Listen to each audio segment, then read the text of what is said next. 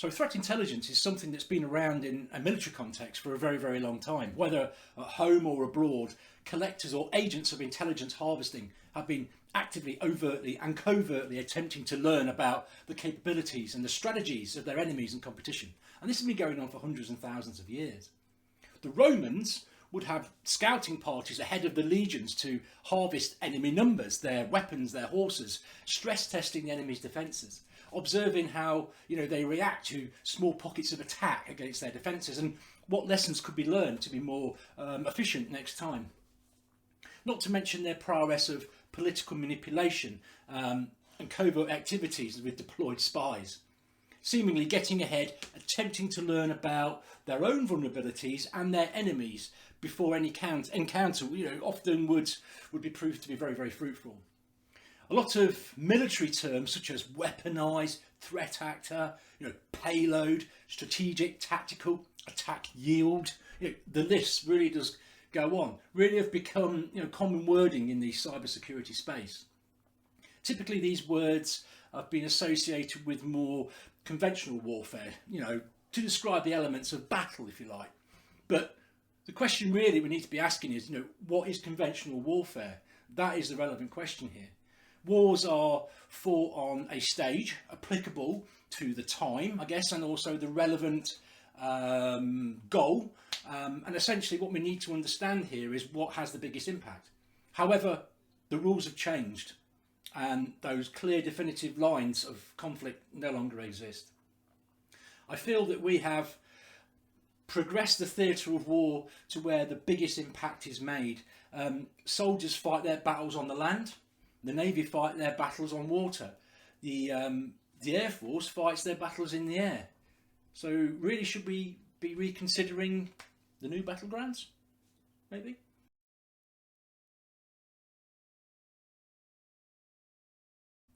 The simple answer is absolutely. One other such battleground that should be called out here really is space. Most of us remember the idea of the space defence system. And let's not forget about the amount of technology that sits in varying different positions above the Earth. Things like satellites providing communications, GPS, global positioning systems, etc. Space as a battlefield could be quite devastating. Imagine the impact on the world if we didn't have no GPS.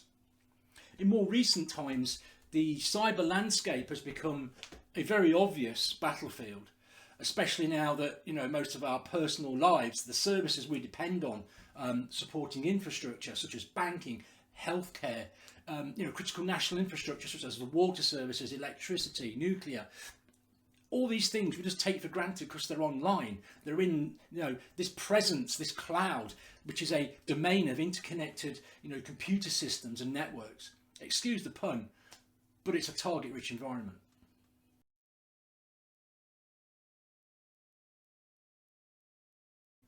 Even more recently, the massive adoption of social media has become, if you like, a battlefield within a battlefield, providing the ability, to single out and socially engineer people of interest, spread fake news, maybe misdirection and false, information purporting to be from legit, resources.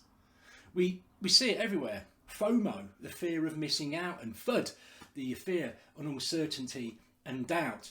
Bending a thought process, say to an idea of a preconceived direction, crafted by a malicious actor, can be very, very powerful. Essentially, the only thing that has changed is where the battles are fought and the choice of weapons, if you like.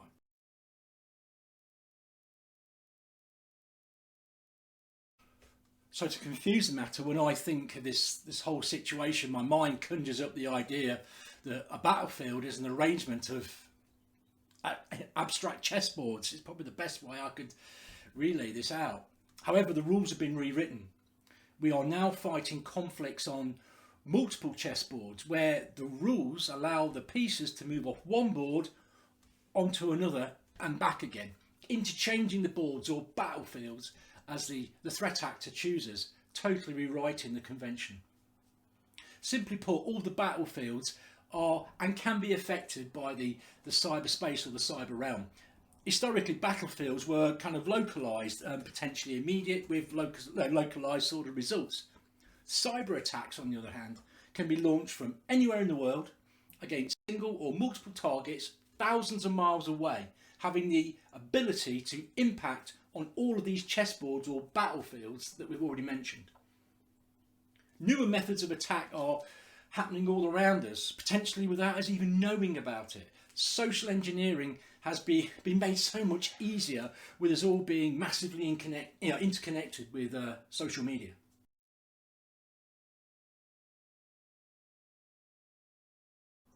So a malicious actor who has the platform and the ability to change the perception or thought process of an individual is really powerful stuff. But imagine what you could achieve if you could influence, say, a group of people, a community, a nation. Having the ability to influence at that level, just use your imagination. Identifying and understanding these threats can be challenging, especially predicting what attacks are potentially coming next. Understanding the what, the when, and the where, and the who and the how is really the million-dollar question.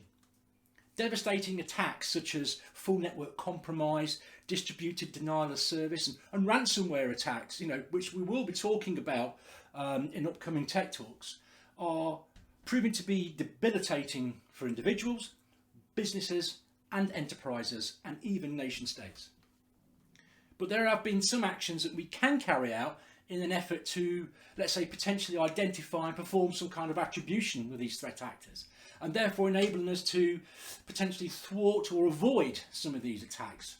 Like the military words we discussed earlier, as with any battlefield, threat intelligence is massively applicable now. Even more so with the cyber realm and the actual threats and the risks that are being born from the cyberspace.